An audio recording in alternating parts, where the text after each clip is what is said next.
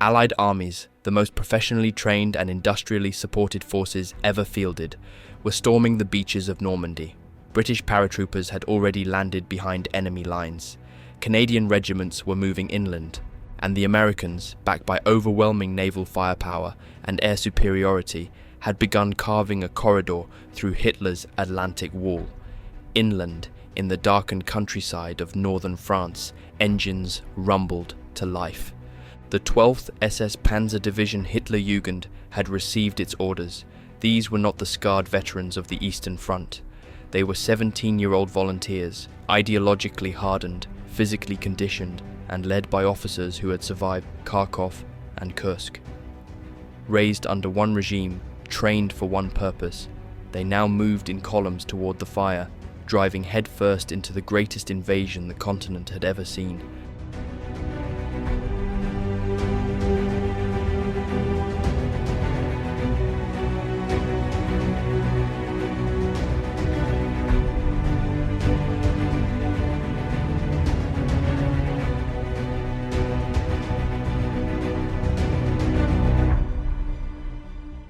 Three days later, at a small French village called Putot-en-Bessin, the division met the enemy at full force. Canadian troops from the Regina Rifles, supported by armour and artillery, had taken defensive positions among the orchards and hedgerows.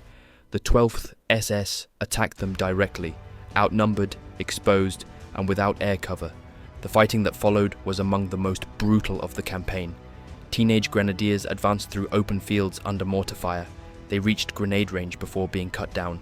Others launched local counterattacks without support, charging into machine gun nests in an effort to collapse the Canadian line. Entire companies were wiped out within hours. Still, the division fought on. The 12th SS would lose thousands of men. But in these opening days, they stood alone against the full weight of modern war, determined to resist until nothing remained.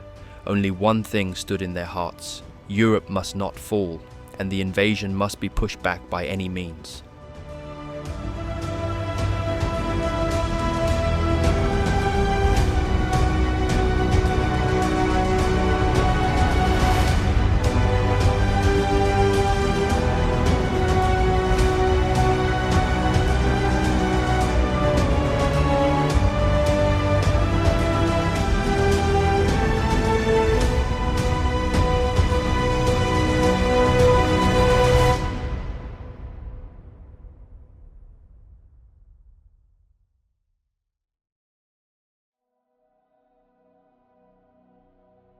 In the early hours of June 6, 1944, the largest amphibious invasion in human history transformed the coastline of Normandy into a crucible of mechanized warfare. While the world's attention focused on the beaches where men waded through surf under machine gun fire, the real battle for France would be decided in the fields, villages, and hedgerows beyond the Atlantic Wall. Among the German units racing toward the invasion beaches through the pre-dawn darkness was one of the most controversial formations ever created by the Third Reich. The 12th SS Panzer Division Hitlerjugend represented both the ideological fanaticism of National Socialist Germany and the desperate military improvisation of a regime facing defeat on multiple fronts. Composed almost entirely of teenage volunteers drawn from the Hitler Youth Organization, led by battle-hardened veterans from the Leibstandarte SS Adolf Hitler, this division would earn a reputation for ferocity, tactical skill, and shocking brutality during the campaign that followed. The formation of the 12th SS Panzer Division began in June 1943, when Wehrmacht manpower reserves were being consumed by the Eastern Front. Heinrich Himmler, Reichsführer of the SS and architect of this experiment in ideological warfare, conceived creating an entire division from the Hitler Youth. The average age was 17.5 years. Many had been born in 1926 and 1927, knowing nothing but National Socialist rule. Their worldview had been shaped entirely by Nazi ideology through years of Hitler Youth camps and physical training designed to produce soldiers. The officer corps came from the 1st SS Panzer Division Leibstandarte Adolf Hitler. Hitler's personal bodyguard regiment evolved into an elite armoured formation. These men brought experience from Poland, France, the Balkans, and the Eastern Front. They had survived winter campaigns around Moscow, fought at Kharkov, and endured Kursk, where thousands of tanks clashed. They understood modern warfare in its most brutal form. The combination of fanatical young recruits and veteran leadership created something unique and dangerous. The teenage soldiers possessed extraordinary physical fitness, unquestioning obedience, and willingness to die for the Führer.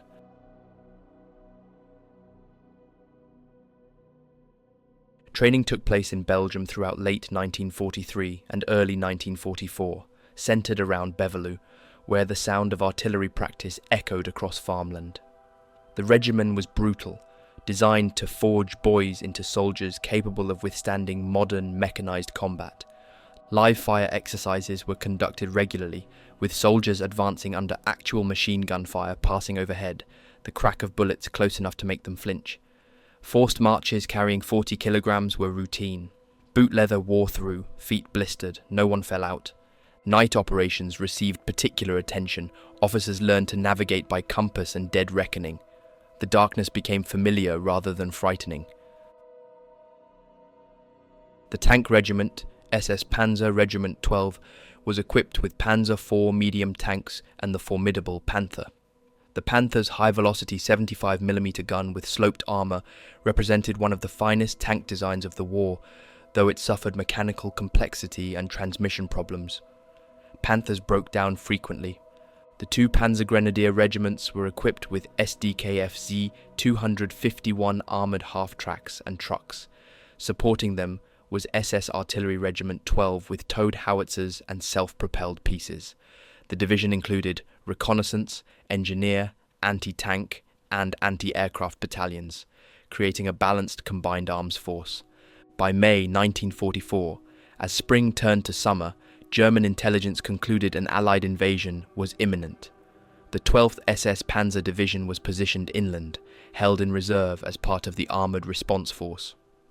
On June 6th, as reports flooded German headquarters about airborne landings and amphibious assaults across a 50-mile front in Normandy, the German command structure faced a critical question. Were these landings the main invasion or a diversion? Hitler, asleep at the Berghof, could not authorize release of strategic reserves. His orders prohibited anyone from waking him before noon. Rommel was in Germany visiting his wife. The armoured divisions remained under orders not to move. It was not until afternoon of June 6th that the release order came. The division began movement toward Normandy, but delays proved costly. Allied air superiority meant daylight movement invited devastating attacks. The division moved primarily at night, engines grinding through darkness. What should have been rapid deployment became a grinding advance.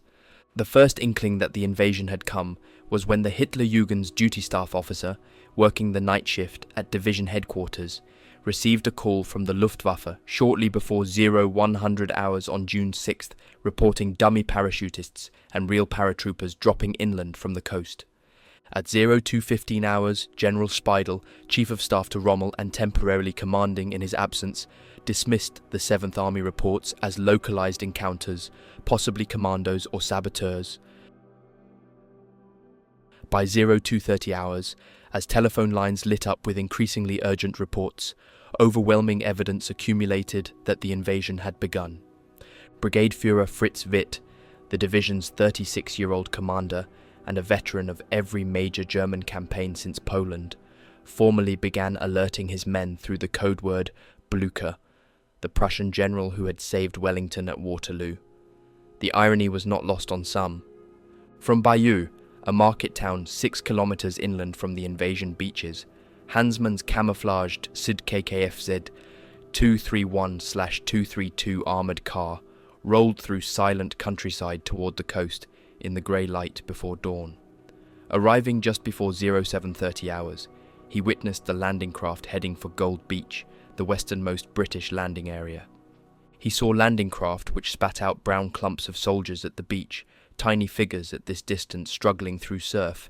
He could clearly see white columns of water rising in the landing area, geysers from exploding shells, and hear the muzzle fire from German MG-42s, the distinctive ripping sound carrying across the water, Unsturmführer Dullmann, Hansmann's gunner, drew attention to brown figures plodding through the surf onto the beach like men wading through mud. With binoculars, he saw whole companies moving through the dunes without resistance, spreading out in tactical formations. German coastal defences had been overwhelmed, or were already silent. Then he spotted tanks advancing slowly through the beach obstacles. He counted 1, 2, 3, 4, and a whole pack struggling through the dunes, tracks churning sand, advancing relentlessly. Some houses were burning in arrow manches, black smoke rising into morning sky. Then he could clearly make out large scoops on the front of the tanks, flails beating the ground ahead, detonating mines in controlled explosions. More and more tanks appeared directly from the sea, like prehistoric creatures emerging from primordial waters. Was there no Luftwaffe? The skies were empty of German aircraft. Allied fighter bombers were attacking the back slopes of the coastal ridge without hindrance, their rockets leaving white smoke trails. Despite reservations that Normandy was a diversion and the real invasion would come at Pas-de-Calais as early as 0445 hours, Field Marshal von Rundstedt, Commander-in-Chief West, requested that OKW release Panzer Division to his command. Hitler was woken and appeared at his morning briefing at 0800 hours, earlier than usual, but still no decision was made. Hours passed while Allied forces consolidated their beachheads. CNC West ordered elements of the Hitlerjugend dispatched on reconnaissance toward the coast to assess the scope of the landings. 4 patrols headed north through country roads that would soon be under constant aerial attack. Obersturmführer Hansmann commanded one patrol of 2 armoured cars travelling west via Caen, where the sound of fighting could already be heard to the north, to Bayeux, with orders to reach the coast and report. The impression of the unstoppable invasion was profound. The sea was grey with ships extending to the horizon. There was enthusiasm everywhere when movement orders finally arrived in late morning. "We will show the Tommies," dominated conversation in assembly areas. Young soldiers checked weapons, loaded ammunition, prepared vehicles. Sturmann Heinrich Fock, a teenage recruit from Hamburg, recalled the duty staff officer receiving confirmation calls throughout the morning as the scale of the invasion became clear. At around 0900 hours, Standartenführer Kurt Meyer, the aggressive 33-year-old commander of 25th SS Panzer Grenadier Regiment and a holder of the Knight's Cross for Eastern Front service, left to drive to the Abbey d'Ardennes to establish his tactical headquarters. The journey became a gauntlet. Fighter bombers appeared without warning, forcing vehicles off roads. Machine gun bursts kicked up dirt and gravel. Meyer's driver swerved into ditches, accelerated out, repeated the process every few kilometers.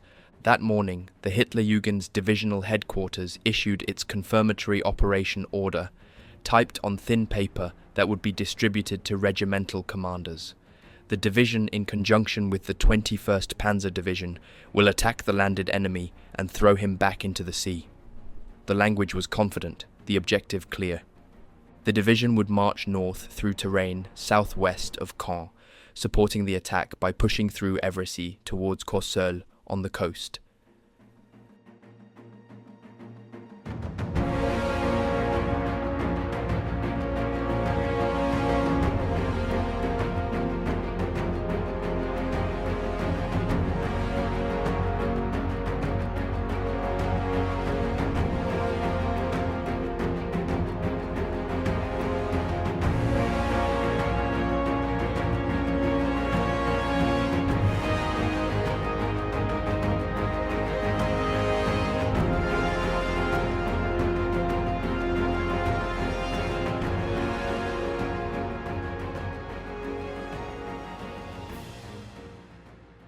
The soldiers waved as they moved forward to their baptism of fire, trucks and half-tracks rolling out from assembly areas in long columns.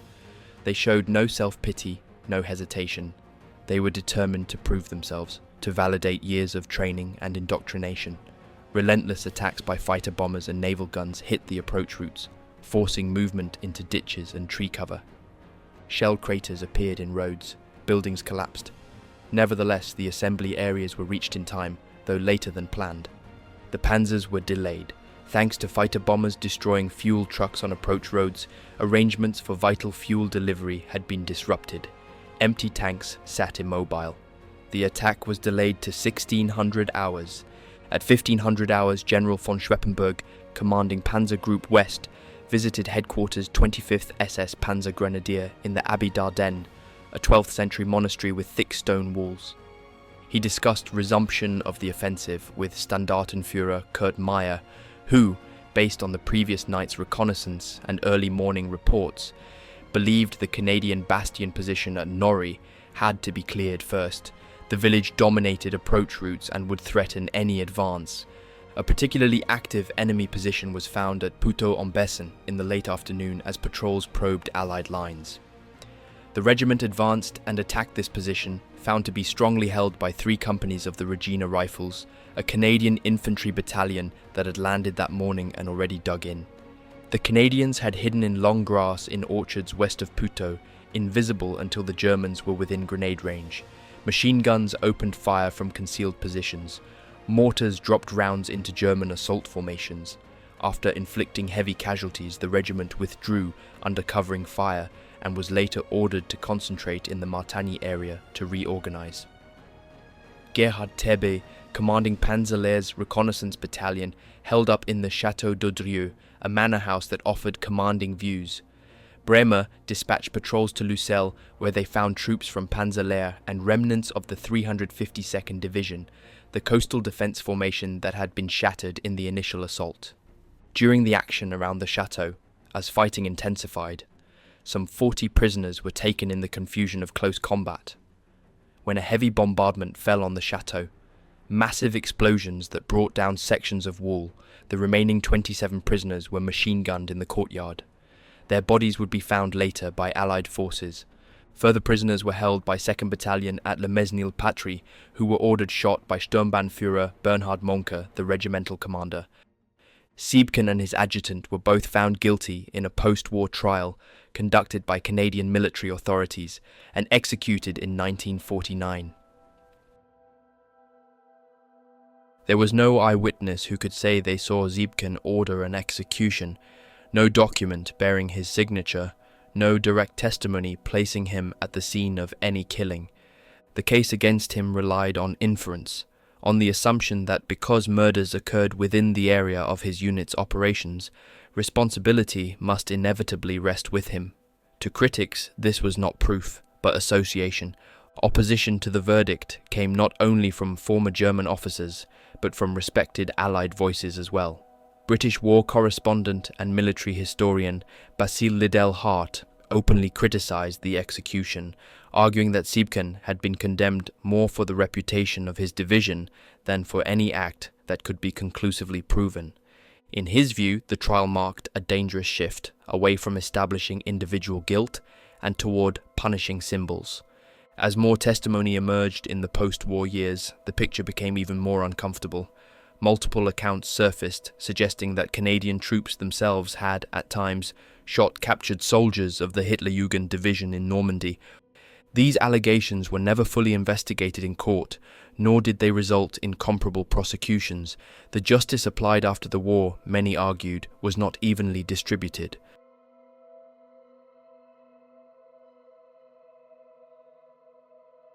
The third day, June 8th, was marked by uninterrupted employment of the enemy's air force. The roar of aircraft engines became constant. It covered the combat area and neutralized German panzer attacks, disrupted radio communication as antennas were destroyed by strafing. From the Abbey d'Ardennes, on the long front west of Caen, occupied during June 7th, there was only minor contact with enemy units, as both sides consolidated positions. The task was to complete D-Day objectives by closing to Line Oak at Bretteville-les-Galeux. The British 50th Division was struggling to clear captured areas of bypassed German positions and secure Bayeux. Kurt Meyer's plan had 3rd Battalion holding the Schwerpunkt, the main effort, attacking Authie simultaneously with supporting units. The 25th SS Panzer Grenadier Regiment advanced with 3 companies forward in extended line. To their right, the 6th and 3rd Panzer Companies straddled the village of Cussy. Beyond them, 2nd Battalion advanced on Carmes via Saint-Contest and Galmanche. 1st Battalion also headed for Cambez, supporting remnants of 716th Coastal Division. At about 0900 hours, Kurt Meyer established his tactical headquarters at the Abbey d'Ardennes, setting up command post in the stone cellars. Last night they drove forward past the old monastery through country roads. Eric, his driver, had traded their KFZ 15 command car for a smaller Volkswagen Kübelwagen to provide less obvious target. But this precaution hardly helped against pilots hunting anything that moved. Machine gun bursts from fighter bombers tore up earth around them, raising columns of dirt. After a couple hundred meters, an elegant leap back into the ditch as aircraft screamed overhead. Subconsciously, Meyer managed to crawl to the loader's hatch, instinct taking over. After a sleepless night dismounting from trucks south of Caen, the infantry battalions moved forward to the assembly area on foot, files of soldiers in camouflage smocks moving through hedgerows. Meanwhile, 150mm and 100mm guns of 3rd 12th Artillery Regiment positioned around western Caen by mid-morning, digging gun pits and preparing ammunition, ready to support the attack, and at that point they got him. A German soldier caught in the open. Smoke and explosions rained down from artillery concentrations called in by Allied observers. A Canadian soldier was so close in an adjacent shell crater they kept to the crater's edge, not letting each other out of sight, neither able to move without drawing fire. When was the battle over? His motorcycle lay on the path through the field, just a twisted heap of wreckage. The infantry of 9th Company fought forward through crops of wheat tall enough to hide men. Sturmbannführer Arnold attacked Buren with remaining panzers, engines roaring. Villiers, Les Buissons and Buren were captured at 1300 hours following renewed bombardment that set buildings ablaze. Sturmann was a crewman in one of those panzers. As we advanced, we took prisoners which we sent back to grenadiers, without getting out of our panzers, gesturing with weapons for them to move rearward. We advanced through gently rolling terrain. We suddenly found ourselves on wide open plain, under fire from anti-tank guns, firing from 1,500 to 2,000 meters, muzzle flashes visible in hedgerows. The whole panzer was immediately in flames, the fuel system hit. I lost consciousness since the rubber cover of my gunner's optic cracked and jammed, smoke filling the turret. Despite casualties among the Hitlerjugend's panzers, burning vehicles marking the battlefield, Meyer had the Canadians' tanks falling back to Buren in disorder. The infantry advance had begun with 2 companies forward in assault formation until the forward operating base was unable to contact cruiser tanks of the Sherbrooke Fusiliers, communications jammed or destroyed. For the Hitlerjugend, the events of June 9th to 10th marked the beginning of settling into holding ground rather than offensive operations. Tactically, the rehearsed counterattacks had failed to throw the Allies back into the sea, but German command had not given up on a major counterstroke. In country different from open plains around Caen, where hedgerows created natural fortifications every few hundred meters, for the Recce Battalion and 2nd Panzer Company, it was a day of cat and mouse with enemy tanks and infantry, watching for moments of opportunity. They deployed anti-tank guns to cover approaches while Panthers waited in ambush positions. Fighter bombers pounced on any movement, and heavy artillery blasted likely cover. This enemy fire supported British 7th Armoured Division's drive south via Villers-Bocage. Casualties mounted with Recce companies reduced to half strength within days. Among wounded was Sturmbannführer Bremer, commander of the Recce Battalion, hit by shell fragments. Patrols from 3rd, 26th SS Panzer Grenadiers between the railway line and Audrieu disrupted 8th Armoured Brigade and attached infantry advancing south through lanes between hedgerows. 1 British battalion records being attacked in the rear as it advanced to join tanks on point 103, a designated terrain feature. The pioneers dashed forward in short rushes, but volume of Canadian fire was too great, machine guns firing from prepared positions. With exception of the 1st Pioneer Company, they were driven into scant cover in the broad valley, pinned down. Oberleutnant Toll's 1st Company in the centre used a sunken road, an old farm track worn below ground level, to manoeuvre around Canadians' standing defensive fire and reach within 100 yards of enemy positions before being halted by direct fire. They took cover in the sunken lane, but an unusual firefight developed as Canadians realized pioneers did not hope to match Allied firepower and were trapped. By late morning, the attack stalled with losses of 22 NCOs and men killed, their bodies scattered across the valley floor. The days following June 10th saw the Hitlerjugend assuming defensive positions that would characterize the remainder of the Normandy campaign, abandoning offensive ambitions. The division had suffered significant losses in its first week of combat. Approximately 250 personnel had been killed, with hundreds more wounded and evacuated rearward. More critically, the division lost substantial numbers of armoured vehicles, including Panthers, Panzerviehs, and numerous half-tracks. Material losses could potentially be replaced given time and intact supply lines, but loss of experienced leaders and trained specialists represented irreplaceable drain on combat effectiveness. Junior officers who understood tactics were dead. NCOs who could maintain discipline under fire were wounded. The defensive line the Hitlerjugend held ran roughly from Carpiquet airfield in the east, through suburbs northwest of Caen, where ruins provided defensive positions, to positions covering approaches from Norry and Bretteville. This frontage of approximately 12 kilometers required constant vigilance. Allied artillery could range any position at any time, forward observers calling fire within minutes. Allied air superiority meant daylight movement invited immediate attack from fighter bombers circling overhead. German defensive doctrine emphasized flexible response, with strong points held by small garrisons supported by mobile reserves that could counterattack penetrations before they could be exploited. In practice, Allied firepower made such mobile operations increasingly difficult. Artillery fire could be called within minutes on any observed movement, shells arriving in devastating concentrations. Rocket-firing Typhoon fighter bombers patrolled constantly, their rockets capable of destroying any vehicle. Even individual vehicles moving between positions risked destruction. The soldiers adapted to these conditions with remarkable speed, learning the rhythms of survival.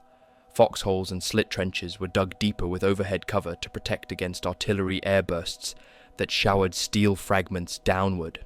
Camouflage discipline became obsessive. Movement occurred only at night or in bad weather, when clouds grounded Allied aircraft. Supply runs, medical evacuations, reinforcement movements all had to be conducted in darkness, men feeling their way along routes memorized during daylight reconnaissance. The psychological strain on 17 and 18-year-old soldiers facing this level of firepower exceeded anything training had prepared them for.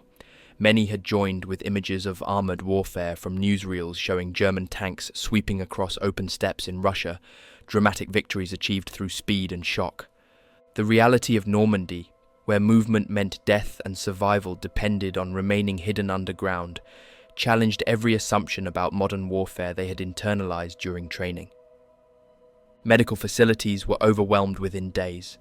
The division's field hospitals, located in commandeered buildings several kilometers behind the front, received a constant stream of casualties on stretchers and in ambulances. Wounds from artillery fragments predominated, jagged metal tearing through flesh. Burns from vehicle fires left men screaming. Traumatic amputations, limbs severed by shell blasts. Blast injuries that left men deaf, concussed, psychologically shattered, unable to speak or respond to commands. Doctors and medical orderlies worked under conditions that deteriorated daily as supplies ran short. Facilities were damaged by bombing that created more casualties, and volume of wounded exceeded capacity. Morphine stocks dwindled, bandages were washed and reused, surgery was performed in cellars by lamplight. Operation Epsom, the storm breaks. By June 25th, 1944, the Allied lodgment in Normandy had been consolidated into a continuous front. American forces had captured Cherbourg in the west after bitter street fighting, though Germans had thoroughly demolished the port facilities with explosives before surrendering. British and Canadian forces remained locked around Caen, unable to achieve breakthrough despite repeated attacks. General Montgomery developed a new offensive operation codenamed Epsom, designed to outflank Caen from the west by crossing the Odon and Orne rivers and seizing commanding ground at Hill 112 south of the city. The plan called for 8th Corps, a powerful formation including 15th Scottish Division, 11th Armoured Division, and supporting units, to attack on a narrow frontage, overwhelming German defences through concentration of force. The operation would be preceded by massive artillery bombardments and airstrikes designed to suppress German positions and disrupt communications. For German defenders, including the Hitlerjugend, intelligence indicated a major attack was imminent. Prisoner interrogations revealed unit identifications. Aerial reconnaissance photographed tank concentrations.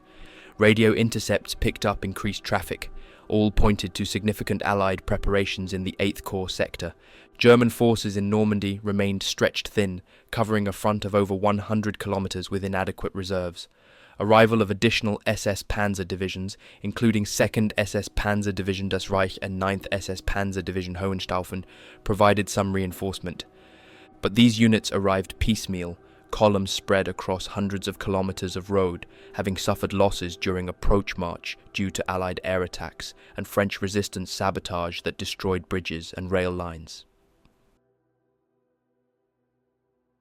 Operation Epsom commenced on June 26th with a massive artillery barrage involving over 700 guns positioned wheel-to-wheel along a narrow front.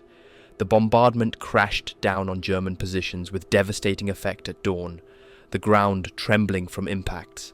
Entire sections of frontline trenches collapsed, burying their occupants under tons of earth and debris, men suffocating in darkness. Communications were severed as telephone lines were cut by shell fragments and radio equipment destroyed by direct hits that obliterated dugouts. Company and battalion command posts were obliterated, killing staff officers and destroying maps and operational plans in bursts of flame. Forward observation posts disappeared in clouds of smoke and dust that rose hundreds of meters. The intensity of fire exceeded anything German defenders, even those with Eastern Front experience, had previously encountered. Survivors described the barrage as a continuous roar that made thought impossible and reduced veteran soldiers to cowering in whatever shelter they could find, hands pressed over ears. Following the barrage, as smoke drifted across churned ground, Scottish infantry of the 15th Division advanced behind a creeping barrage with Churchill tanks in close support, the heavy infantry tanks grinding forward at walking pace. The Scots moved forward in extended lines, weapons ready, crossing ground churned into a moonscape by the preliminary bombardment. Shell craters overlapped. Trees were reduced to splintered stumps. Initial objectives were the villages of Cheux and Granville-sur-Odon, small Norman farming communities that had been transformed into fortified strongpoints over preceding weeks. Resistance was fierce but localized, as isolated German positions fought on even when surrounded and cut off from support. Hitlerjugend units in this sector, primarily elements of the 26th SS Panzer Grenadier Regiment under Sturmbannführer Bernhard Krause, a veteran of the Leibstandartes campaigns in Russia, conducted fighting withdrawals. They attempted to slow the Scottish advance while avoiding encirclement that would destroy entire companies. German soldiers fell back from position to position, firing from hedgerows and buildings, before withdrawing through communication trenches and covered routes planned during the preceding weeks. Officers with maps directed movements. NCOS ensured no one was left behind. The first day saw limited but significant gains measured in blood and kilometers. Scottish infantry captured Cheux after house-to-house fighting that reduced much of the village to rubble and smoking ruins. Each building had to be cleared individually, with grenades thrown through windows before infantry rushed in with bayonets fixed and submachine guns ready. German defenders occupied cellars, upper floors, and fortified farmhouses, fighting until overrun or killed, their bodies found later among the debris. The Scots suffered casualties from snipers concealed in ruins who picked off officers and from German machine gun teams that held positions until the last moment, firing until ammunition was exhausted or their positions were destroyed by tank fire. German counterattacks, hastily organized by junior officers and NCOS after communication with higher headquarters, was lost in the chaos, failed to restore the situation. Small groups of panzer grenadiers, sometimes reinforced by a single tank or assault gun that had survived the bombardment, attacked Scottish positions but were driven back by concentrated artillery fire and tank fire that caught them in the open. By nightfall, British forces had penetrated approximately 3 kilometers into the German defensive zone, suffering approximately 600 casualties but maintaining momentum. The wounded were evacuated rearward through communication trenches, while fresh units moved forward to consolidate captured ground, digging new positions before German artillery could register on them. June 27th saw the offensive continue with renewed intensity as British commanders sought to exploit the gap. 11th Armoured Division, committed to exploit the gap created by the Scottish infantry's breakthrough, pushed toward the Odon River with over 200 tanks advancing in columns that raised dust visible for kilometers. Engine noise was deafening. German resistance stiffened as reinforcements arrived piecemeal, units arriving directly from their march routes and being committed to combat without time for reconnaissance or coordination with adjacent units. Elements of the Hitlerjugend, positioned to cover river crossings at bridges and fords, engaged British armour in sharp encounters along approach routes. German anti-tank guns, particularly the feared 88mm weapons, exacted a heavy toll on advancing Shermans and Cromwells. The British tankers, advancing across open fields with limited cover, found themselves under fire from concealed positions in hedgerows and buildings. Tanks brewed up, their ammunition exploding in spectacular pyrotechnics that sent turrets flying. Wounded crews bailed out, some making it to cover in ditches, others cut down by machine gun fire as they ran across open ground. However, the sheer weight of Allied firepower, including divisional and corps artillery concentrations that could be called down within minutes by radio, gradually overwhelmed defensive positions. German anti-tank crews found themselves targeted by counter-battery fire directed by spotting aircraft, forced to displace after firing only a few rounds or risk destruction from shells that bracketed their positions with increasing accuracy. The village of Granville-sur-Odon became a focal point of particularly intense fighting. The Hitlerjugend held strong positions, using thick stone walls for cover. British attacks were met with intensive fire from machine guns, mortars, and supporting panthers. Each assault wave was cut down before reaching German positions, yet the British persisted, calling in artillery concentrations and airstrikes before renewing attacks. Slowly, methodically, they ground forward. By evening, British forces controlled most of the village, though German snipers and isolated strongpoints continued to resist through the night, their muzzle flashes visible in darkness. By evening of June 27th, British forces had reached the Odon River, a modest waterway winding through Norman countryside.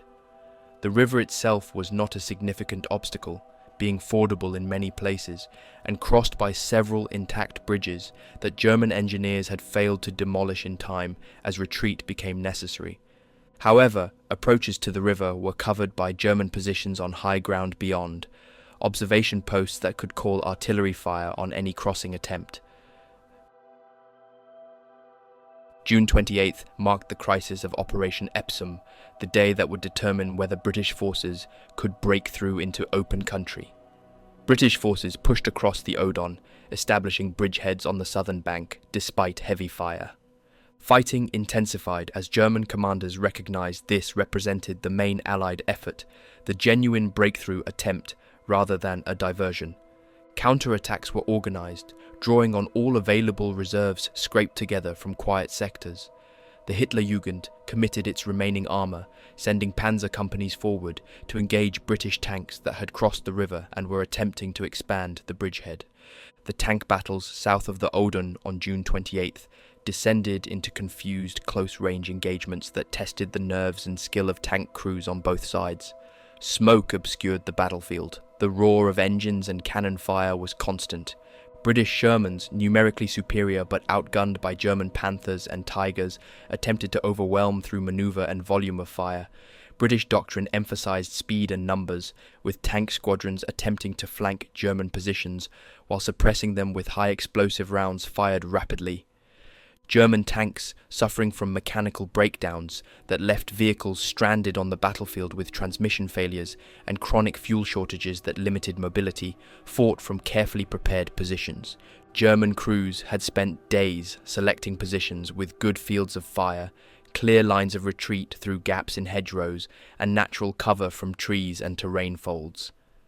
They attempted to destroy British armour before it could exploit the bridgehead, knowing that if Allied tanks broke through into open country beyond the Odon, the entire German defensive line would collapse and the road to Paris would lie open. A British tank squadron from the 11th Armoured Division, advancing through standing wheat, encountered dug-in Panthers positioned on a low ridge. The Germans watched through their optics as the British tanks emerged from dead ground. They waited until the Shermans closed to less than 800 meters. The German company commander gave the order to fire. The first volley disabled 4 British tanks, their hulls torn open. Crews that could bailed out, some burning. The surviving Shermans attempted to withdraw, but became disoriented in the smoke. More tanks were hit as they reversed, some bursting into catastrophic flames as ammunition detonated. Within less than 5 minutes, the squadron had lost over half its strength. The survivors withdrew under cover of a smoke screen laid by the artillery, mortars firing white phosphorus rounds that created walls of smoke, leaving burning wrecks marking their advance route like monuments to failure. Yet such German tactical victories could not change strategic situation or alter the mathematics of attrition. For every Sherman destroyed, the British could bring forward 2 more from replacement pools. German tank losses were irreplaceable given Germany's dwindling industrial capacity and fuel stocks. Each Panther knocked out represented permanent reduction in combat power. Each experienced tank commander killed could not be replaced by hastily trained crews pulled from depots. Fighting around the Odon bridgeheads continued through June 29th and into June 30th, grinding combat that consumed men and machines. German counterattacks, including a major effort by newly arrived 2nd SS Panzer Corps with fresh divisions from the Eastern Front, attempted to eliminate the British salient. These attacks achieved limited success, recapturing some lost ground and destroying British tanks, but could not push British forces back across the river. Allied artillery and air power broke up German concentrations before they could achieve decisive mass shells and bombs disrupting assembly areas. For the Hitlerjugend, Operation Epsom represented a week of nearly continuous combat under appalling conditions. Casualties mounted steadily hour by hour. Companies that had begun the operation with 120 men were reduced to 50 or 60 effectives, the rest dead, wounded or missing. Panzer companies lost half their tanks to enemy fire and mechanical breakdown. The division's artillery regiment expended enormous quantities of ammunition, gun barrels wearing out from constant firing. The physical and psychological toll on the young soldiers became increasingly apparent.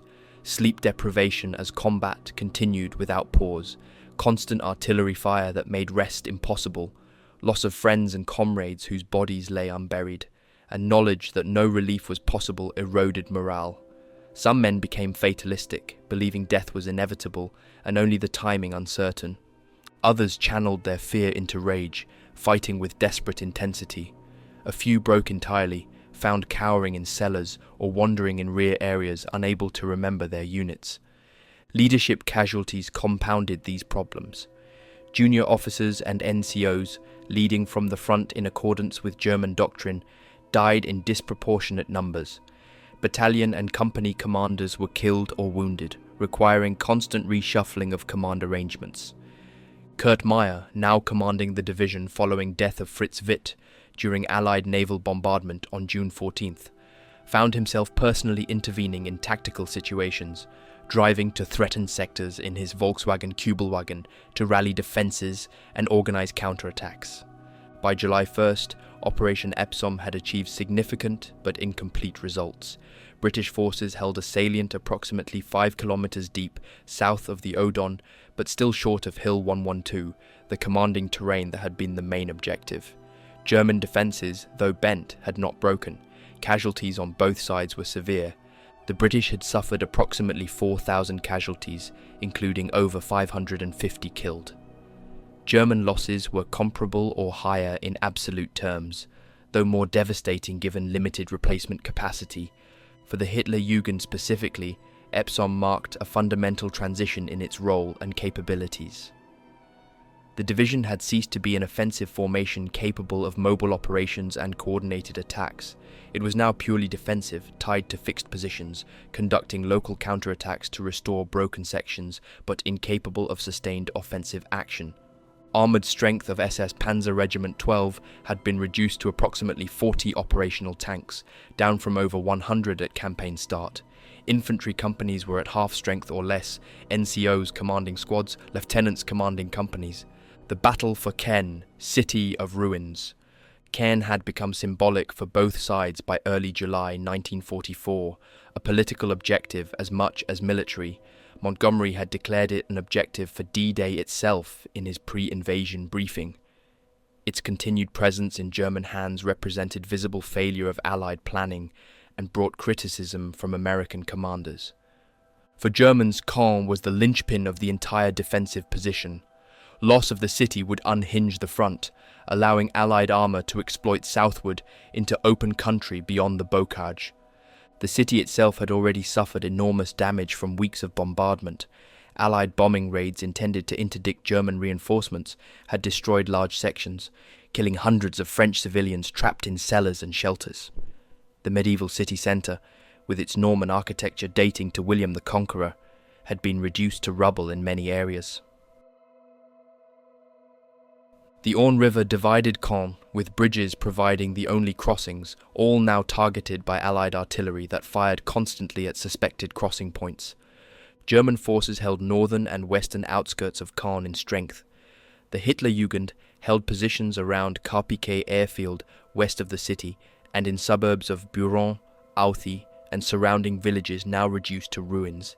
These positions had been fortified over previous weeks, with bunkers constructed from concrete and rubble, fields of fire cleared by demolishing buildings that blocked observation, and obstacles placed across approach routes.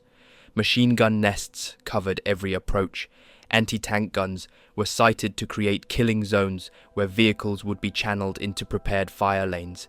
Canadian forces, assigned the task of capturing Carpiquet airfield to eliminate its use as an observation post, launched an attack on July 4th.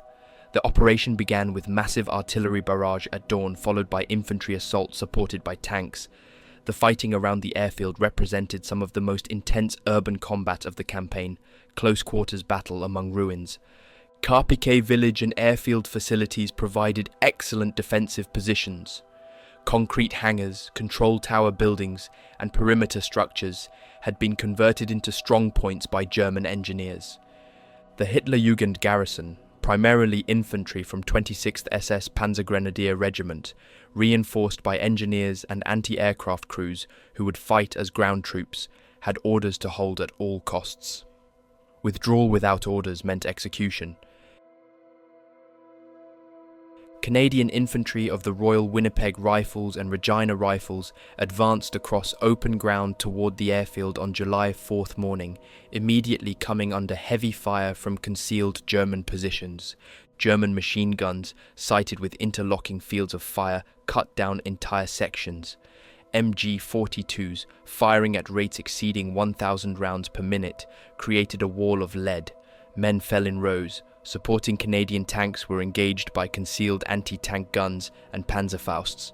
Several Shermans were destroyed in the first minutes, their burning hulks blocking advance routes. The Canadians went to ground, pinned by fire. Artillery and airstrikes were called in. Royal Artillery, 25-pounders, walked shells across the airfield. Fighter bombers dove on buildings, releasing bombs and rockets that tore holes in concrete walls. Under cover of this fire support, Canadian infantry renewed their assault, reaching the perimeter buildings and engaging in vicious room-to-room fighting. The combat inside Carpiquet's buildings was savage. Grenades detonated in confined spaces. Submachine gun fire echoed through ruins. Bayonets and entrenching tools were used when ammunition ran out. German defenders, often teenagers from the Hitlerjugend, fought with desperate determination. By evening July 4th, Canadian forces held most of Carpiquet village. The Hitlerjugend garrison had been reduced to a fraction of original strength. The Canadians had lost over 300 men. German losses were comparable but represented much higher percentage of defenders. The fall of Carpiquet set the stage for the main assault on Caen itself. Montgomery planned a massive operation for July 8th, codenamed Charnwood, designed to finally capture the city through overwhelming force that would leave nothing to chance. The operation would begin with a nighttime bombing raid by Royal Air Force heavy bombers, followed by ground assault by 3 infantry divisions, supported by armour. The bombing raid on the night of July 7th-8th was one of the most concentrated aerial bombardments of the war. Over 400 heavy bombers dropped approximately 2,500 tons of bombs on northern Caen. The intention was to shatter German defences, destroy command posts and demoralise defenders. Many bombs fell on residential areas already evacuated, creating rubble but causing little damage to German military positions in cellars and bunkers. The bombing created impassable obstacles. Fires burned out of control. French civilian casualties were significant, hundreds killed in collapsed shelters. German forces, stunned but not broken, prepared for the inevitable ground assault. Survivors emerged from cellars to find landscapes transformed into lunar desolation, but defensive positions largely intact. The ground assault on July 8th began at dawn. British and Canadian infantry, supported by tanks grinding through rubble-choked streets, advanced into Caen from north and west. German resistance was immediate and intense. Every street became a battleground. The Hitlerjugend fought a withdrawing action, contesting every block. Machine gun teams occupied upper floors. Snipers picked off officers. Anti-tank teams ambushed tanks with Panzerfausts. By July 9th, Allied forces had penetrated deep into Caen. German forces withdrew across the Orne, demolishing bridges. The northern half of Caen was in Allied hands, reduced to ruins, captured 5 weeks late. For the Hitlerjugend, the battle for Caen marked the end of their existence as a coherent division. Units were scattered, intermixed with other formations, committed piecemeal to plug gaps in the line wherever they appeared. The division's panzer regiment was reduced to barely a company's worth of operational tanks. Infantry battalions had been decimated, reduced to fragments of their former strength. Fighting south of Caen, attrition and exhaustion. Following capture of northern Caen, Allied forces prepared for renewed offensives designed to exploit southward into the open country beyond the Orne. German forces, now positioned along the Orne and on high ground south of the city, prepared defensive positions to meet these attacks, using the terrain to advantage. The Hitlerjugend held sections of front south and southwest of Caen, occupying positions around Verrières Ridge and in the Bourget-Bousse Ridge area. These features, while modest elevations of less than 100 meters, dominated surrounding countryside and provided excellent observation and fields of fire across open ground that attackers would have to cross. The next major Allied offensive, Operation Goodwood, commenced on July 18th. This operation represented British Second Army's most ambitious armoured operation of the campaign, with 3 armoured divisions committed simultaneously to break through German lines southeast of Caen and exploit toward Falaise. Goodwood began with another massive aerial bombardment, with over 2,000 bombers dropping over 7,000 tons of bombs. The bombardment was followed by massive artillery barrage before British armour moved forward. The initial advance made rapid progress, breaking through forward positions. British tanks overran German outposts and pushed several kilometres inland. For a few hours, breakthrough appeared achieved. However, as British armour approached Bourget-Bousse Ridge, they encountered prepared positions. German 88mm anti-tank guns, Panthers and Tigers opened fire. The result was catastrophic. Dozens of tanks were destroyed in minutes. The Hitlerjugend panzer companies, positioned in carefully selected hull-down positions on the reverse slopes of Bourget-Bousse Ridge, where the angle of the slope protected their hulls, engaged British armour at ranges exceeding 1,500 metres with devastating effect. The Panther's high-velocity 75mm guns, among the finest tank weapons produced during the war, penetrated Sherman frontal armour with ease at these ranges. German gunners, many of them veterans with multiple tank kills to their credit and thousands of training rounds fired, used their superior optics and range-finding equipment to achieve first-round hits.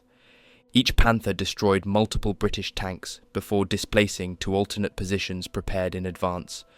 The British, unable to effectively return fire at such ranges due to the inferior penetration performance of their 75mm guns against sloped German armour, could only attempt to close the range through smoke or retreat under smoke screens. Smoke rounds were fired to obscure German observation, but wind conditions were variable and smoke screens often failed to provide adequate concealment. British tank commanders, watching their squadrons being shot to pieces over the radio net, called desperately for artillery support and airstrikes, but the German positions were difficult to identify among hedgerows and even harder to destroy with indirect fire. Goodwood achieved limited territorial gains, advancing the front line approximately 7 kilometers in some sectors by the end of 3 days, but failed catastrophically to achieve the promised breakthrough into open country. British armoured divisions suffered over 400 tank casualties over 3 days of fighting, including over 200 complete write-offs that could not be recovered or repaired. Crews burned to death in knocked-out tanks or were killed bailing out. Others were wounded, suffering burns that would scar them for life, blast injuries, or wounds from shell fragments. German casualties were much lighter in absolute terms, though still significant given the Wehrmacht's limited replacement capacity and shrinking pool of trained men. The Hitlerjugend lost approximately 15 tanks during Goodwood, along with their crews who represented years of training, a significant but not catastrophic reduction in combat power. More importantly, the division had demonstrated that properly positioned defenders with quality equipment could still inflict disproportionate casualties on attacking forces despite overwhelming enemy superiority in numbers and fire support. For the Hitlerjugend, Goodwood represented a tactical defensive success that temporarily validated German defensive doctrine, but the victory was hollow when viewed in strategic context. The division's overall condition continued to deteriorate inexorably day by day. Ammunition stocks were running critically low, with some batteries reduced to rationing shells to 10 rounds per gun per day, and artillery support becoming increasingly difficult to provide when called for. Fuel was desperately short, with tanks sometimes unable to maneuver to meet threats due to empty fuel tanks. Some Panther tanks were simply abandoned when they broke down because there was no fuel to recover them with recovery vehicles. Replacement personnel, when they arrived, were inadequately trained, often teenagers pulled from training depots before completing basic instruction.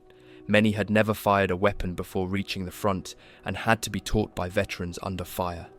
The average age and experience level of the division continued to decline precipitously as battle-hardened veterans were killed or wounded and replaced by boys who knew nothing of combat. Their vehicles effectively, how to use terrain and maneuver, were particularly scarce, with replacement commanders often lacking the tactical judgment needed to survive more than a few engagements. The period from late July through early August saw the Hitlerjugend conducting static defense, holding ground against limited Allied attacks, patrolling no man's land at night to maintain contact with the enemy, and conducting small-scale counterattacks to restore lost positions. This was grinding, attritional warfare that favoured the side with superior resources, which clearly meant the Allies. German defensive positions south of Caen were subjected to constant artillery fire around the clock. Allied guns, firing from positions north of the city, could range any German position within their sector. Harassing fire continued throughout day and night, making rest impossible and movement dangerous even in rear areas. Soldiers learned to sleep in snatches, waking at every whistle of incoming shells. Air superiority allowed Allied aircraft to dominate the battlefield utterly. German movement in daylight was impossible without inviting immediate attack. Supply convoys, artillery batteries, tank assembly areas, command posts, all were vulnerable to fighter bombers that appeared without warning. The psychological impact of this constant aerial threat compounded physical damage. Men learned to scan the skies constantly, diving for cover at any engine sound. Several officers from the Hitlerjugend earned Knight's Crosses during this period for defensive actions that prevented breakthroughs. Sturmbannführer Hans Waldmüller, commanding 3rd Battalion, 25th SS Panzer Grenadier Regiment, received the Knight's Cross for leadership during defensive battles around Caen. The award citation noted his personal courage in rallying troops during critical moments when positions threatened to collapse, and tactical skill in organizing counterattacks that restored broken defensive lines. Hauptsturmführer Fritz Steger, commanding a panzer company, received the Knight's Cross for destroying multiple British tanks in a single engagement.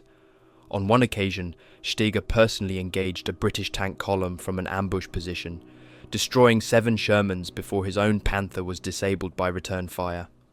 He then continued directing his remaining tanks from an exposed position while under fire before withdrawing when ammunition was exhausted. These individual acts of courage could not change the fundamental strategic reality facing German forces.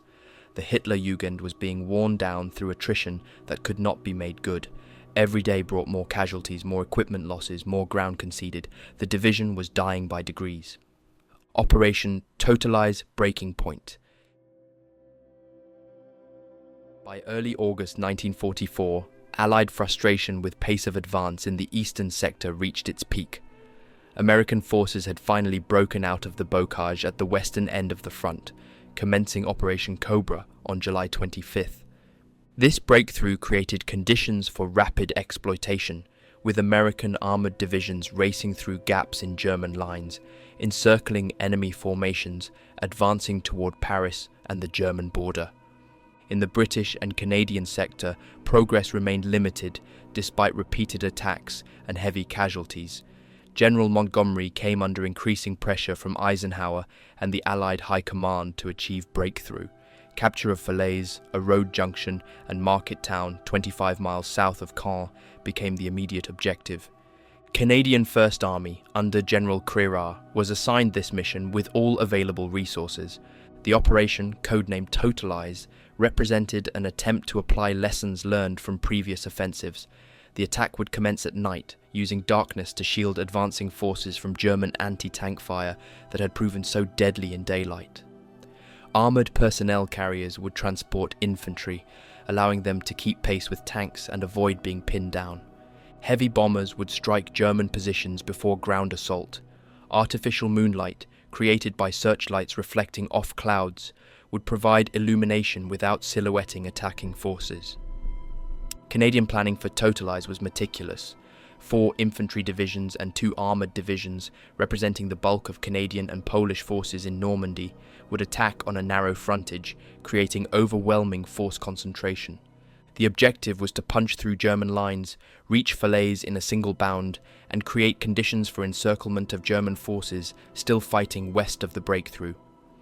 German intelligence detected Canadian preparations through multiple sources, but lacked strength to prevent the attack. The Hitlerjugend, positioned directly in the path of the planned offensive, could deploy fewer than 40 operational tanks and perhaps 3,000 infantry, less than a fifth of establishment strength. Supporting formations were similarly depleted. The German defensive line, while fortified, was thinly held with gaps between positions. Operation Totalize commenced on the night of August 7th-8th, with a precisely coordinated assault that represented the most sophisticated Allied offensive operation of the Normandy campaign to date. The opening phase achieved almost complete tactical surprise. Canadian and Polish forces, advancing in darkness behind rolling artillery barrages that crashed down 300 meters ahead of the leading troops, broke through forward German positions before defenders could react effectively to the night attack. The infantry travelled in converted self-propelled gun chassis with the main armament removed, creating armoured personnel carriers called kangaroos that allowed them to keep pace with tanks and provided protection from shell fragments and small arms fire. This innovation, born of hard experience and Canadian ingenuity, prevented the infantry from being pinned down by German defensive fire, as had happened in previous attacks. Armoured columns, guided by radio beacons and artificial moonlight created by searchlights bouncing off cloud cover that turned night into eerie twilight, pushed deep into German rear areas in the pre-dawn darkness. The columns bypassed German strongpoints, leaving them isolated to be dealt with by following infantry, while the armoured spearheads maintained momentum, advancing toward objectives kilometres behind German lines. German soldiers in forward positions often had no warning of the attack until Canadian tanks were driving past their positions in the darkness, engines roaring. However, as dawn broke on August 8th, revealing the full extent of the Canadian penetration, German forces began to recover from the initial shock of the night attack. the Hitlerjugend battle groups, scattered across the defensive sector in penny packets due to previous attrition and the need to cover a wide frontage, organised immediate counterattacks against Canadian forces that had advanced beyond supporting artillery range. Panzer companies, sometimes reduced to 3 or 4 operational tanks, engaged Allied armour in meeting engagements at short range, where German advantages in armour and gunpowder could be decisive. These encounters were desperate affairs, with tanks firing at each other from a few hundred metres or less, sometimes less. German tanks used their superior armour and firepower to advantage in these close-range engagements, knocking out multiple Canadian tanks before being forced to withdraw when flanked or being destroyed themselves by concentrated fire. Infantry occupied defensive positions in villages and woods that the Canadian armoured columns had bypassed during the night advance, forcing the Canadians to fight for every objective rather than simply racing south to Falaise. Young Panzer Grenadiers, some of them only 16 or 17 years old with faces still smooth, fought from hastily prepared positions with a fatalistic determination born of knowing that defeat meant the end of everything they had been taught to believe in since childhood. The village of Saint-Denis became a focal point of fighting on August 8th. Canadian forces, attempting to bypass the village to maintain momentum, were engaged by German anti-tank guns and panzers positioned on high ground beyond the village. Several Canadian tanks were destroyed by first shots, blocking advance routes through narrow lanes. Infantry attempting to clear Saint-Denis encountered determined resistance from Hitlerjugend grenadiers occupying stone buildings.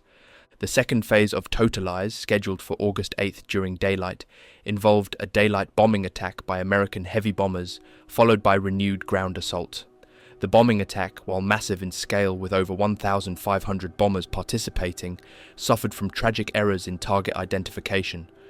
Some bombs fell on Canadian and Polish forces advancing below, causing hundreds of friendly fire casualties and creating confusion that disrupted the advance.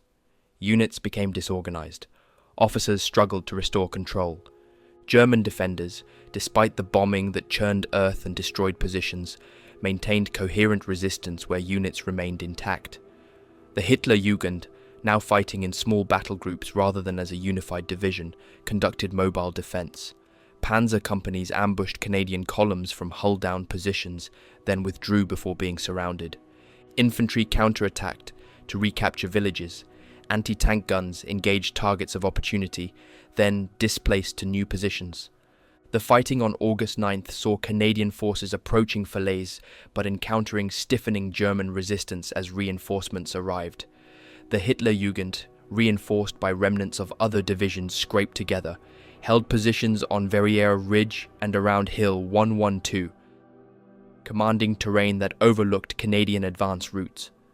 Sturmbannführer Max Wünsche, commanding the division's Panzer Regiment and a veteran tank commander from the Eastern Front, directed defensive operations from a forward command post. On August 9th, Canadian tanks advancing up the Caen-Falaise road encountered dug-in Panthers and Tigers positioned in ambush. The resulting engagement saw multiple Canadian tanks destroyed before the advance stalled in smoke and confusion. Wünsche personally directed counterattacks, moving between tank positions under artillery fire, coordinating fire missions by radio, ensuring ammunition and fuel reached frontline units through supply runs conducted under fire. By August 10th, Totalize had achieved significant but incomplete results. Canadian forces had advanced approximately 12 kilometers, captured several villages, and inflicted casualties on German defenders. However, Falaise remained in German hands, the breakthrough had not been achieved, and German defensive lines, though bent, had not broken. For the Hitlerjugend, Totalize marked the effective end of the division as a combat formation. Losses had been catastrophic and could not be made good. The Panzer Regiment could muster perhaps 15 operational tanks from an establishment of over 100. Infantry battalions were reduced to company strength, companies to platoons. Artillery batteries had lost most of their guns to counter battery fire. The division's organisation existed only on paper. In reality, survivors fought as ad hoc battle groups, attached to other formations, committed wherever German lines threatened to collapse completely. The human cost of Totalize was severe on both sides. Canadian forces suffered approximately 1,400 casualties, including over 300 killed. German casualties were comparable or higher in absolute terms. More significantly for Germans, the loss of irreplaceable equipment and experienced personnel could not be made good from Germany's dwindling reserves. The psychological state of surviving Hitlerjugend soldiers by mid-August reflected exhaustion, trauma, and knowledge of impending defeat that could no longer be denied. Men who had entered Normandy with absolute confidence in German victory now recognized reality. The overwhelming Allied material superiority, the complete absence of Luftwaffe support, the endless artillery barrages, all combined to create pervasive fatalism. Leadership and command. The Hitlerjugend's command structure reflected the dual nature of the SS, combining military professionalism with ideological fanaticism. The division's senior officers came from the Leibstandarte, bringing combat experience and tactical expertise gained in years of warfare. Brigade Führer Fritz Witt, the division's first commander, embodied this combination of competence and ideology. Born in 1908, Witt had joined the SS in 1934 during the movement's expansion and participated in virtually every major German campaign since Poland. His tactical skill was unquestioned by superiors and subordinates. His loyalty to Hitler and National Socialism was absolute. Witt's death on June 14th, killed by Allied naval gunfire that struck his command post in a chance hit from shells fired kilometers offshore, removed a stabilizing influence on the division. His successor, Standartenführer Kurt Meyer, was more complicated and controversial. Meyer, born in 1910, had risen through SS ranks through combat performance rather than political connections. He was aggressive to the point of recklessness, sometimes personally leading attacks, personally brave to the point of foolhardiness that risked his life unnecessarily, and tactically creative in developing solutions to battlefield problems. Meyer's command style involved personal intervention in frontline situations rather than directing from headquarters. He drove to threatened sectors in his command vehicle, organized counterattacks on the spot, rallied troops through personal example and force of personality. This leadership style maintained morale and prevented collapses through sheer force of will, but also risked command decapitation if he was killed or wounded. Battalion and company commanders in the Hitlerjugend were primarily young SS officers, many in their mid-20s, who combined ideological commitment with combat experience from the Eastern Front.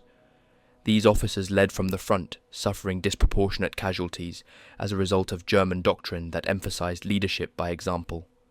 Sturmbannführer Bernhard Siebken, commanding 2nd Battalion, 26th SS Panzer Grenadier Regiment, exemplified this leadership type. Siebken, holder of the Knight's Cross for Eastern Front service, led his battalion with combination of tactical skill and personal courage that won respect. He was also implicated in war crimes, specifically execution of Canadian prisoners at Le Mesnil-Patry. After the war, he was tried by Canadian military court, convicted based on testimony from German witnesses, and executed by hanging in 1949. The relationship between veteran officers and teenage enlisted men was complex and paternalistic. Older officers and NCOs functioned as father figures for soldiers young enough to be their sons. This paternalistic relationship created strong unit cohesion, but also enabled exploitation and abuse of authority. Discipline in the Hitlerjugend was harsh by any standard. SS military law emphasized immediate punishment for infractions. Cowardice, desertion, unauthorized withdrawal, even perceived failures of determination could result in summary execution without trial. The division's military police enforced these standards ruthlessly, conducting field courts-martial that lasted minutes. Command and control deteriorated steadily throughout the campaign under Allied pressure. Allied artillery deliberately targeted German headquarters locations identified through signal intelligence and aerial reconnaissance. Command posts were frequently destroyed by concentrated fire, telephone lines were cut by shell fire, radio communications were jammed or intercepted by Allied signals intelligence, runners carrying messages were killed by shell fire or captured by Allied patrols. By August, command of the Hitlerjugend functioned through improvisation and initiative at lower levels. Battalion commanders operated independently, making tactical decisions without reference to higher headquarters because communication was impossible. Company commanders led their men based on understanding of general mission rather than specific orders that never arrived. The end in Normandy. By mid-August 1944, German forces in Normandy faced encirclement on a massive scale. American breakthrough in the West had created conditions for deep exploitation toward Paris. American armored columns raced northward toward Argentan, while Canadian forces pushed southward toward Falaise from the opposite direction. If these forces linked up, all German forces west of the junction would be trapped in a pocket with no escape. German High Command, belatedly recognizing the danger after days of denial, authorized withdrawal from Normandy. However, the order came too late for orderly retreat. The Falaise Pocket, as it became known, represented the final battlefield for much of German 7th Army, 5th Panzer Army, and attached formations including remnants of the Hitlerjugend. The fighting within the Falaise Pocket during mid to late August was apocalyptic. Tens of thousands of German soldiers, hundreds of tanks, artillery batteries with horses, all compressed into a shrinking perimeter subjected to continuous artillery fire and aerial bombardment. Allied fighter bombers patrolled in relays. Pilots reported finding targets was almost too easy. Artillery fired systematic time-on-target missions. The killing was industrial in scale. The Hitlerjugend, now reduced to perhaps 1,000 soldiers and a handful of tanks from over 20,000 men 2 months earlier, attempted to maintain defensive positions on the southern shoulder of the pocket. Their mission was to hold open escape routes, allowing other German units to withdraw eastward before encirclement closed completely. This rearguard action consumed the division's remaining strength in fighting that allowed no rest. Villages became charnel houses where the living stumbled over the dead in darkness. Roads were completely blocked by destroyed vehicles, their blackened hulls still burning days after being hit. Dead horses bloating in summer heat that reached into the 30s, and corpses in various states of decomposition. Traffic control had completely broken down, with no military police remaining to direct movement. The smell of death permeated everything, an overwhelming stench of rotting flesh, burned rubber, and high explosive that coated throats and nostrils, making breathing difficult. Wounded men who could walk struggled eastward, hobbling on improvised crutches fashioned from tree branches, arms in blood-soaked slings, heads wrapped in filthy bandages crusted with dried blood. Those who could not walk were left behind with virtually no medical attention, propped against walls or laid in ditches. Medical supplies had run out days earlier. Morphine was gone. Doctors performed amputations without anesthesia in farmhouse cellars and barns while artillery impacted overhead, sawing through bone by lamplight. Discipline collapsed as survival instinct overwhelmed military order, and unit cohesion disintegrated. Men threw away weapons and equipment to move faster. Officers who tried to maintain order were sometimes ignored or worse, threatened by desperate soldiers who no longer cared about consequences. Kurt Meyer attempted to organize breakout operations, gathering survivors into battle groups, leading attacks toward Allied lines to create escape corridors through the encirclement. These efforts achieved limited success. Some groups successfully broke through Allied positions, filtering through gaps in darkness between Allied units, making their way eastward. Many more were killed or captured in the attempt, machine-gunned crossing open ground or surrendering when surrounded. By August 21st, the Falaise Pocket had been closed as American and Canadian forces linked up. Approximately 50,000 German soldiers were captured, herded into makeshift prisoner cages. 10,000 were killed, their bodies scattered across Norman fields. Material losses included hundreds of tanks, thousands of vehicles, virtually all artillery. The destruction was complete and visible for kilometers. The survivors of the Hitlerjugend who escaped the pocket assembled east of the Seine in late August, stragglers arriving over several days. Roll calls revealed the extent of losses with brutal clarity. The division that had entered Normandy in June with over 20,000 soldiers and 150 tanks could now muster approximately 600 survivors and fewer than 10 operational armored vehicles. These survivors were physically and psychologically shattered beyond immediate recovery. Most had not slept properly in weeks, existing on catnaps. Many were wounded but had received inadequate medical treatment, wounds infected. All had witnessed levels of destruction that exceeded comprehension, things that would haunt their dreams. The division was formally withdrawn from frontline service and sent to Germany for reconstitution, a process that would take months. However, the Hitlerjugend that emerged from this process bore little resemblance to the formation that had fought in Normandy. The veterans were too few, too traumatized to provide effective cadre. The new recruits were too young, pulled from 16-year-olds, too untrained. Assessment and conclusion. The 12th SS Panzer Division Hitlerjugend entered Normandy as one of the best equipped and most thoroughly trained formations in the German armed forces. It exited the campaign as a destroyed organization, its human and material resources consumed by 2.5 months of continuous combat against an enemy with overwhelming material superiority that could not be overcome. The division's combat effectiveness declined steadily throughout the campaign in a trajectory that could not be reversed.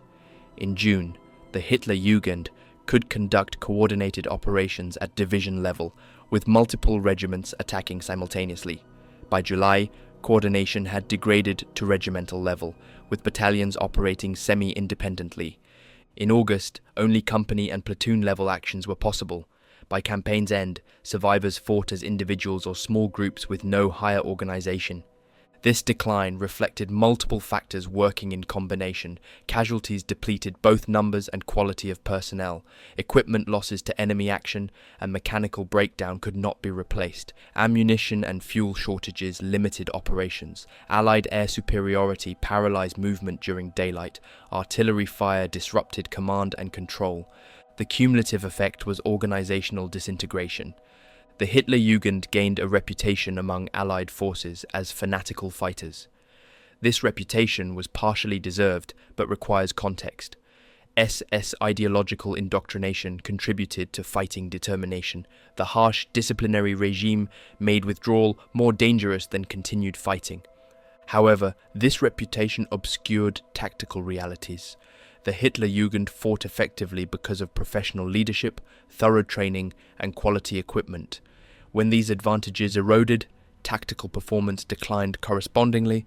The human cost of the Normandy campaign for the Hitlerjugend was catastrophic in both absolute and relative terms. Of approximately 20,000 soldiers who entered combat in June, fewer than 5,000 survived uninjured. Over 8,000 were confirmed killed. The remainder were wounded, captured, or missing. The killed included disproportionate numbers of junior officers, NCOs, and technical specialists whose training was irreplaceable. The youngest soldiers, teenagers who had joined expecting glory and adventure, experienced instead horror and destruction beyond anything they could have imagined. Many died in their first combat actions, killed before they learned to survive. Others were wounded, crippled physically or psychologically for life. What was left of the division was pulled back across the Seine, then reformed in Germany with new replacements, most of them even younger than those who had died in France. There was no time to rest. By the end of the year, they were thrown back into combat during the Ardennes offensive, where they clashed with American forces in the frozen forests of Belgium during the Battle of the Bulge. After that failed offensive, the division retreated into Germany, fighting desperate rearguard actions across the collapsing Western Front. By the time they surrendered to US forces in Austria in May 1945, the Hitlerjugend division had all but ceased to exist as a coherent unit. Nearly all of its original officers were dead or captured. Most of its survivors were teenagers turned into veterans by a single, brutal campaign season.